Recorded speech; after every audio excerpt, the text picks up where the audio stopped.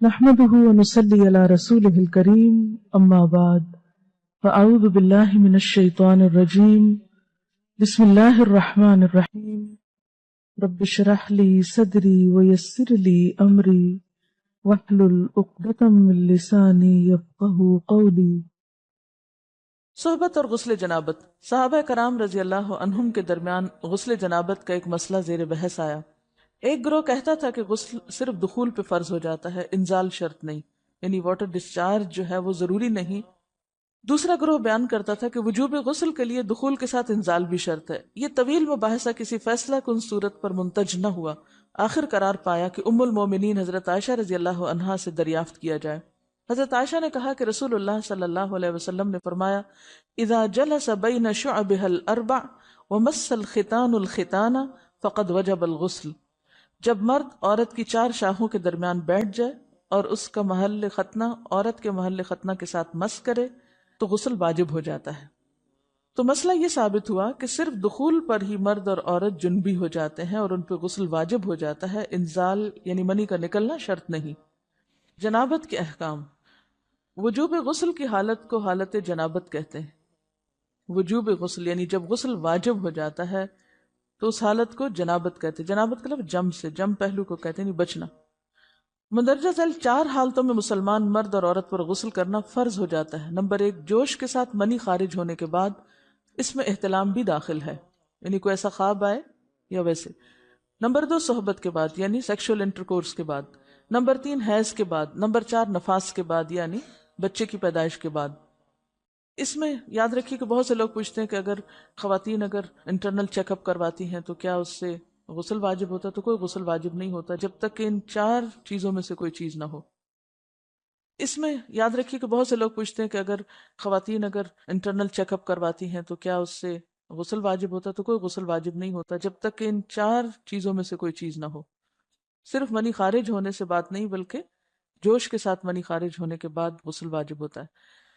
رسول اللہ صلی اللہ علیہ وسلم نے فرمایا، جب تم عورت کی چار شاخوں کے درمیان بیٹھ کر صحبت کرو تو تم پر غسل واجب ہو گیا، اگرچہ منی نہ نکلے۔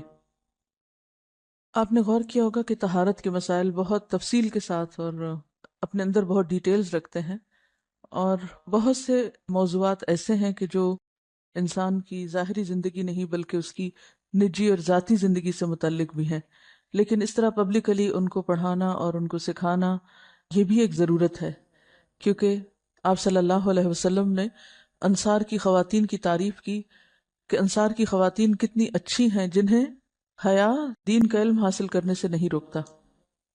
تو سوال یہ پیدا ہوتا ہے کہ آخر اتنی تفصیلات کیوں؟ اور بعض لوگ اس کو ناپسندیدہ قرار دیتے ہیں، تو ایسا کرنا ناسمجھی کی علامت ہے۔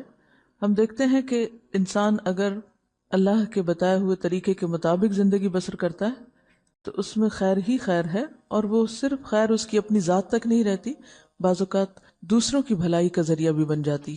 عورت کو بھی احتلام ہوتا ہے۔ ام المومنین حضرت سلمہ رضی اللہ عنہا روایت کرتی ہیں کہ حضرت ام سلیم نے رسول اللہ صلی اللہ علیہ وسلم سے کہا، اے اللہ کے رسول، یقیناً اللہ حق سے نہیں شرماتا، یعنی حق بات اور ایک ضروری بات جو ہے اس کو واضح کرنا ضروری ہوتا ہے، اور اس معاملے میں شرم سے کام نہیں لینا چاہیے، کہیں ایسا نہ ہو کہ انسان انجانے میں غلط کام کرتا رہے۔ تو یہ کہہ کر انہوں نے مسئلہ پوچھا، کیا عورت پر غسل ہے جبکہ اس کو احتلام ہو؟ آپ نے فرمایا ہاں، لیکن جب پانی کا نشان دیکھے یعنی منی دیکھے۔ اس پر حضرت ام سلمہ نے شرم سے منہ چھپا لیا اور عرض کیا، اے اللہ کے رسول، کیا عورت کو بھی احتلام ہوتا ہے؟ آپ نے فرمایا ہاں ہوتا ہے، تیرا داہنا ہاتھ خاک آلود ہو، یعنی یہ ایک پیار کی ڈانٹ تھی۔ اور اس میں ہو سکتا ہے کہ مزاج کا فرق ہو، بعض خواتین کے ساتھ ایسا نہ ہو اور بعض کے ساتھ ایسا ہو، لیکن اس میں جو اصل چیز ہے وہ ایکسیسو واٹر ڈسچارج ہے۔ اس میں کہیں ایسا نہ ہو کہ لیکوریا وغیرہ کے ساتھ اس کو ریلیٹ کر دیا جائے، دونوں چیزوں میں فرق ہے۔ اور احتلام جو ہے وہ سوتے وقت ہوتا ہے، یعنی سو کر اٹھنے پر اگر انسان اپنے کپڑوں پر زیادہ ڈسچارج دیکھے، خواہ کوئی خواب یا کوئی فیلنگ یاد نہ بھی ہو، تو پھر غسل کرنا ضروری۔ معلوم ہوا کہ عورت یا مرد نیند سے اٹھ کر اگر تری یعنی نشان منی دیکھیں تو یہ احتلام کی علامت ہے، لہٰذا ان پر غسل کرنا فرض ہو جاتا ہے۔ اور اگر احتلام کی کیفیت انہیں یاد ہو لیکن نشان نہ پائیں، یعنی خواب یاد ہے لیکن کوئی سامنے علامت نہیں، تو غسل فرض نہیں ہوگا۔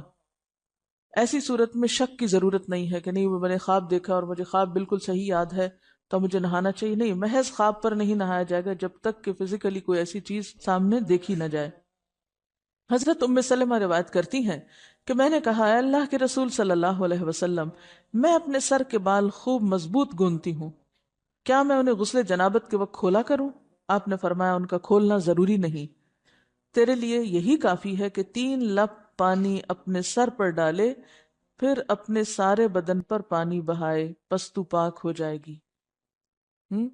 یعنی بالوں کی جڑیں بھیگنا، سکن بھیگنا ضروری ہے، سارے بال کھولنا ضروری نہیں ہے۔ جنبی کے بالوں کا مسئلہ، حضرت عائشہ کو خبر ملی کہ حضرت عبداللہ ابن عمرو عورتوں کو غسل جنابت کے لیے بال کھولنے کا حکم دیتے ہیں۔ فرمانے لگی، ابن عمرو پر تعجب ہے، انہوں نے عورتوں کو تکلیف میں ڈال دیا، وہ انہیں سر منڈوانے کا حکم کیوں نہیں دے دیتے؟ یہ حضرت عائشہ کی ڈانٹ تھی، یعنی وہ یہ تو کہہ رہے کہ عورتیں بال کھول کھول کے نہائیں، تو وہ پھر سیدھا یہی کہیں کہ عورتیں بال منڈوا لیں۔ میں اور رسول اللہ صلی اللہ علیہ وسلم ایک ہی برتن میں غسل کرتے، اور میں اپنے بال کھولے بغیر سر پر 3 چلو سے زیادہ پانی نہیں ڈالتی تھی۔ معلوم ہوا کہ غسل جنابت کے لیے بال کھولنے کی ضرورت نہیں، مگر یہ حکم صرف غسل جنابت کا ہے، غسل حیض کے لیے بالوں کا کھولنا ضروری ہے کیونکہ وہ مہینے میں ایک دفعہ ہے۔ حضرت عائشہ سے روایت ہے کہ انہیں رسول اللہ صلی اللہ علیہ وسلم نے غسل حیض کے لیے فرمایا، اپنے بال کھولو اور غسل کرو۔ اس میں آپ دیکھیے کہ دونوں چیزوں میں فرق کیوں ہے، دونوں کی نوعیت فرق ہے، اور حیض جو ہے وہ ایک نجاست کی کیفیت بھی ہے نا، قل ہوا اذی، تو اس کے بعد نہانا اور نہا کر خوشبو لگانا خاص طور پر اس کا سارا حکم آتا ہے، لیکن غسل جنابت میں نجاست کی وہ کیفیت نہیں ہے، یعنی حیض کا خون اور منی جو ہے ان دونوں کے حکم میں بھی فرق ہے، ٹھیک ہے نا۔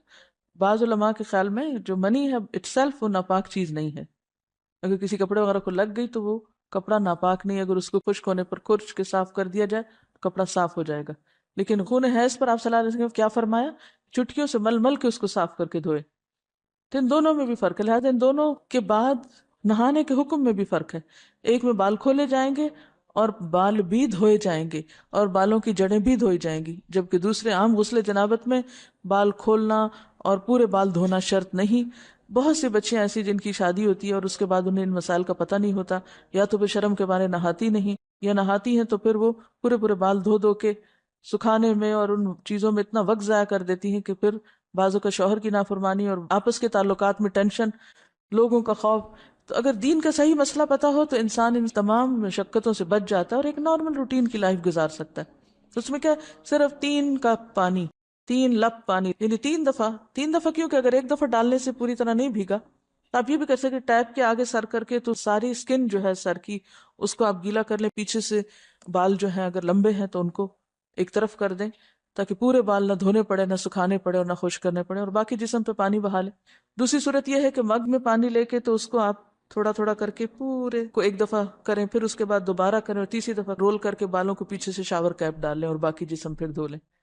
شاور کیپ سے کیا ہوتا ہے عام طور پر کہ پیچھے کے جو سارے لمبے بال ہیں پھر وہ نیچے گر کے گیلے نہیں ہوتے، وہ آپ کے سر پہ ہی ٹک جاتے ہیں۔ تو سر کی سکن دھوئیں اور بالوں کو جوڑے کی شکل میں باندھ کے اوپر شاور کیپ پہن کے پھر باقی جسم کو اچھی طرح دھو لیں۔ تو اس میں آپ دیکھیں کہ جب بالکل سر کے سکن کا حصہ ہی تر ہوگا، اور یہ 3 دفعہ کرنا ہوگا، ایک دفعہ سے نہیں کام چلے گا، 3 دفعہ کرنا تاکہ کوئی بھی بال برابر جگہ سکن کی خشک نہ رہ جائے۔ تو اس سے کیا ہوگا کہ جتنا کم بال گیلے ہوں گے اتنے کم دیر میں ان کو خشک بھی کیا جا سکتا ہے اور کسی بھی مشقت کے بغیر۔